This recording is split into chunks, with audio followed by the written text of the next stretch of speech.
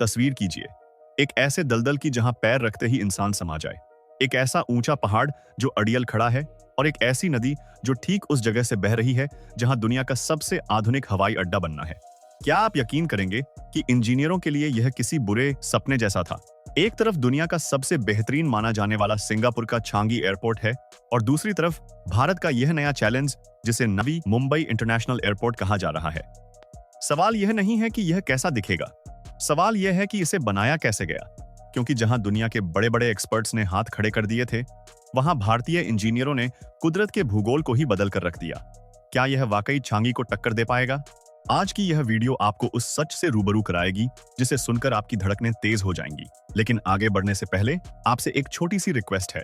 अगर आप हमारे चैनल पर नए हैं तो इसे प्लीज सब्सक्राइब जरूर कर लीजिए, और अगर वीडियो अच्छा लगे तो लाइक करना मत भूलिएगा। चांगी एयरपोर्ट बनाम नावी मुंबई, एक बड़ी टक्कर। जब भी हम दुनिया के सबसे खूबसूरत एयरपोर्ट की बात करते हैं तो हमारे दिमाग में सबसे पहले सिंगापुर के चांगी एयरपोर्ट का नाम आता है। चांगी सालों से दुनिया का गौरव रहा है, लेकिन अब भारत ने इसका जवाब तैयार कर लिया है। नावी मुंबई इंटरनेशनल एयरपोर्ट के पहले फेज का काम पूरा हो चुका है और यह यात्रियों के लिए खुल गया है। लेकिन असली जादू तो इसके फाइनल फेज में दिखेगा। जब यह पूरी तरह तैयार हो जाएगा तब यहां से हर साल 90 मिलियन यात्री सफर कर सकेंगे।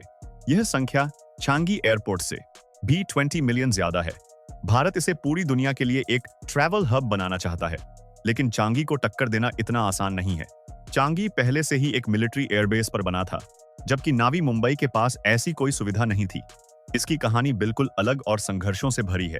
इंजीनियरों के लिए एक भौगोलिक विभीषिका। नवी मुंबई एयरपोर्ट जहां आज खड़ा है, वहां पहले कुछ भी नहीं था, सिर्फ मुसीबतें थीं। इंजीनियरों को एक ऐसी जगह दी गई जो पूरी तरह से दलदल थी। वहां की जमीन इतनी नरम थी कि उस पर कोई भी भारी ढांचा खड़ा करना नामुमकिन था। इतना ही नहीं, उस जमीन के ठीक बीच में 92 मीटर ऊंचा एक ठोस पत्थरों का पहाड़ था जिसे उल्वे हिल कहा जाता था।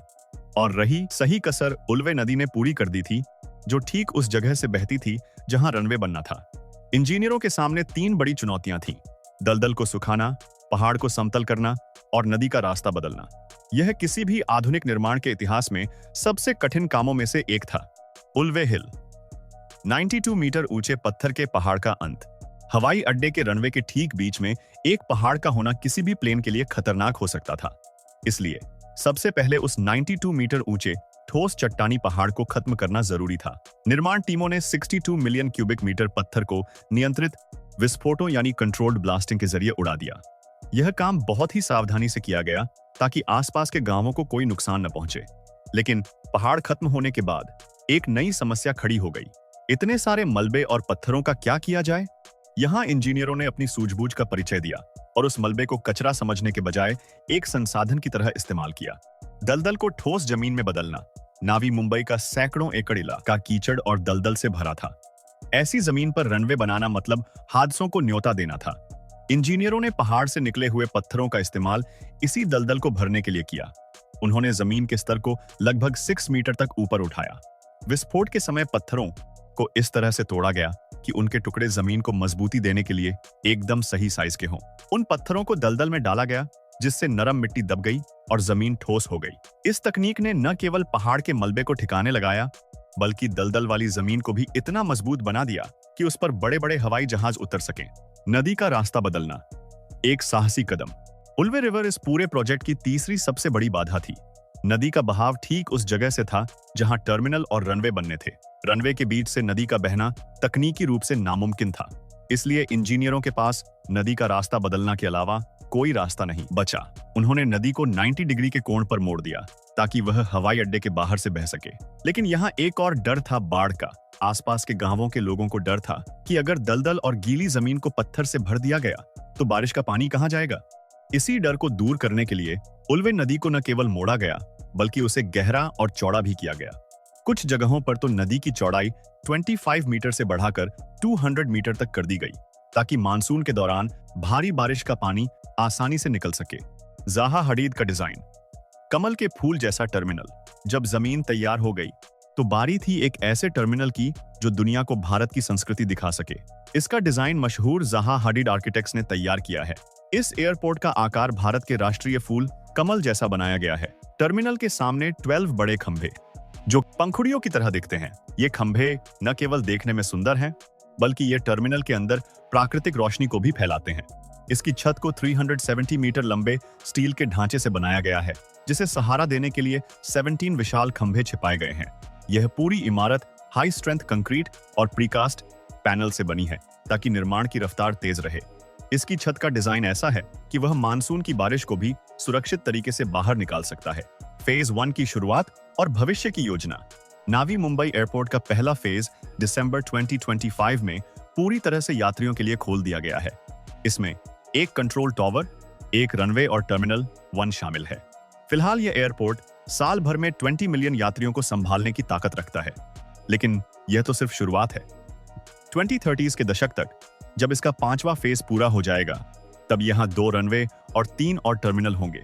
तब यह 90 मिलियन यात्रियों और 3 मिलियन टन कार्गो को संभालने वाला दुनिया का एक विशाल हब बन जाएगा। इसकी भव्यता और आधुनिक तकनीक इसे दुनिया के सबसे बेहतरीन एयरपोर्ट्स की लिस्ट में खड़ा करती है। कनेक्टिविटी की चुनौतियां और समाधान। भले ही एयरपोर्ट बनकर तैयार हो गया है, लेकिन यात्रियों के लिए वहां पहुंचना अभी भी एक चुनौती है। पुराने शहर से इसकी दूरी लगभग 40 किलोमीटर है। अभी वहां के लिए कोई मेट्रो या रेल सुविधा शुरू नहीं हुई है, जिसकी वजह से सड़क मार्ग पर बहुत दबाव है। टैक्सी और ऐप आधारित गाड़ियों को भी वहां पहुंचने में समय लग रहा है। हालांकि एक बड़ी राहत की बात है ट्रांस हार्बर लिंक, जो देश का सबसे लंबा समुद्री पुल है। यह 2024 में खुला था और मुंबई को नवी मुंबई से जोड़ता है। इसके बावजूद कुछ इलाकों से एयरपोर्ट पहुंचने में 3 घंटे तक का समय लग सकता है। सरकार जल्द ही मेट्रो लाइन पर काम पूरा करने का दावा कर रही है, लेकिन इसमें अभी कुछ साल और लग सकते हैं। भारतीय नजरिया। आधुनिकता की ओर बढ़ते कदम। हमारे देश में बुनियादी ढांचे या इंफ्रास्ट्रक्चर को लेकर हमेशा से एक बहस रही है, लेकिन पिछले 1 दशक में हमने देखा है कि देश में हवाई अड्डों की संख्या लगभग दुगुनी हो गई है।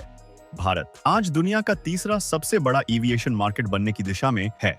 एक बड़े शहर में एक से ज्यादा एयरपोर्ट का होना अब जरूरत बन गया है। जैसे लंदन में 6 एयरपोर्ट हैं।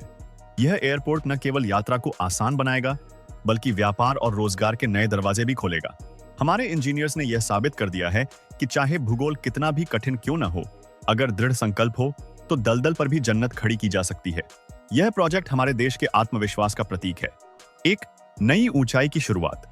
दोस्तों, नवी मुंबई इंटरनेशनल एयरपोर्ट की कहानी हमें सिखाती है कि कोई भी बड़ा सपना बिना मुश्किलों के पूरा नहीं होता। पहाड़, दलदल और नदी, इन सबको पार करके जो एयरपोर्ट आज हमारे सामने है, वह भारत के भविष्य की एक झलक है।